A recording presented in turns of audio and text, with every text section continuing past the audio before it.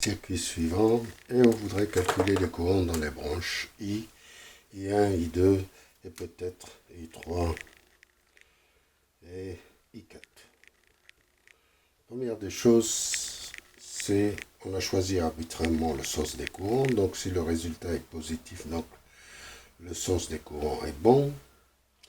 Et maintenant on détermine les chutes de tension. Si le courant circule dans ce sens, la chute de tension ici, VR1, elle est dans ce sens parce que la flèche montre le potentiel le plus haut. C'est-à-dire que le courant circule du plus haut potentiel au plus bas.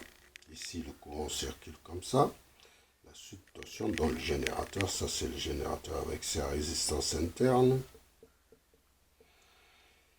Elle est dans cette direction. Ici, elle est comme ça. Ici, elle est comme ça. Ici, elle est dans l'autre sens. Donc, on peut écrire la première équation dans cette maille, deuxième dans cette maille, et dans ce nœud, on écrit que la somme des courants qui rentrent doit être égale à la somme des courants qui ressortent. Donc, on prend le nœud A et on écrit,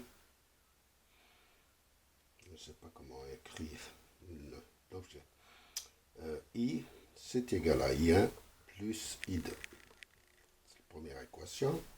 La deuxième équation, c'est la somme algébrique des tensions est égale à 0.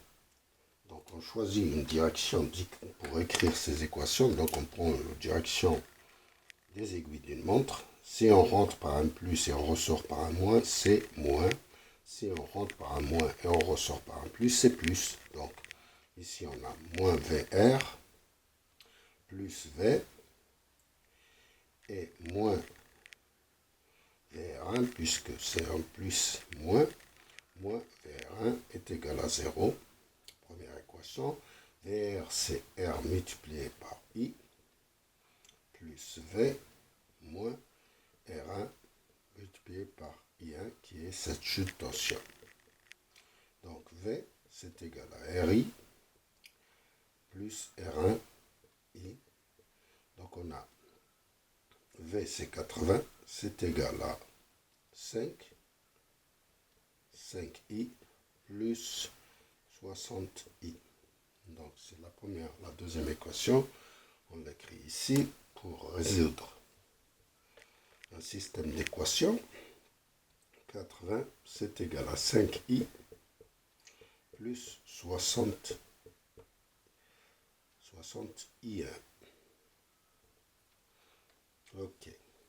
On écrit la deuxième équation dans cette maille. Donc, dans cette maille, on va dans cette direction aussi. On choisit cette direction, la direction des aiguilles d'une montre. On a plus VR1, puisqu'on rentre par un moins et on ressort par un plus, VR1, moins VR2, moins la chute de tension dans ces deux résistances, c'est-à-dire R3, 4, c'est égal à 0. Donc, au fait, on peut écrire 0 est égal à VR1 qui est égal à R1 multiplié par I1 moins R2 multiplié par I2 moins la résistance équivalente de ces deux résistances. On laisse ça. I, le courant qui circule dans ces deux résistances, c'est I2. Donc on calcule la résistance équivalente de ces deux résistances, c'est R3 fait par R4 sur R3 plus R4. C'est 30 multiplié par 15 sur 45. Ça nous donne 10 ohms. Et donc on a 10 ici. Donc 0 c'est égal à 61 moins R2 c'est 10 plus 10 multiplié par I2. Donc on a 20. Donc ici la deuxième équation, on va l'écrire ici.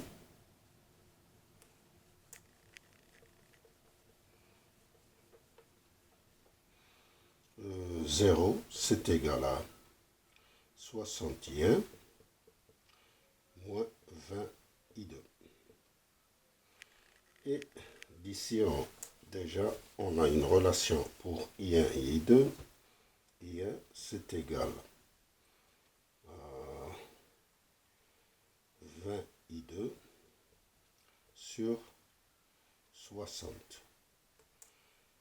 C'est ça. Donc, un tiers. C'est I2 sur 3. Ou bien I2 qui est égal à 3 I1. I2, c'est égal à 3 I1. Maintenant, on passe à cette équation. On va essayer de calculer. On a I1. Là, on va replacer dans cette équation le I par cette relation. C'est-à-dire qu'ici, on peut dire que 80, c'est égal à 5 I1 plus I2 plus 61. C'est-à-dire 65 I1 plus 5 I2. Donc, on peut calculer maintenant. On remplace ça par 65 I1. Ça plus 5 fois 3 I1. Donc 65 I1 plus 15 I1. Ça nous donne 70 80 I1. 80 I1. Et donc I1 c'est égal à 1 ampère. Voilà. D'ici on calcule I2. I2 c'est 3 fois 1. C'est 3 ampères. Et on peut calculer maintenant I. C'est I1 plus I2. 1 plus 3, c'est égal à 4 ampères. 4 ampères, donc I2 c'est égal à 3 ampères.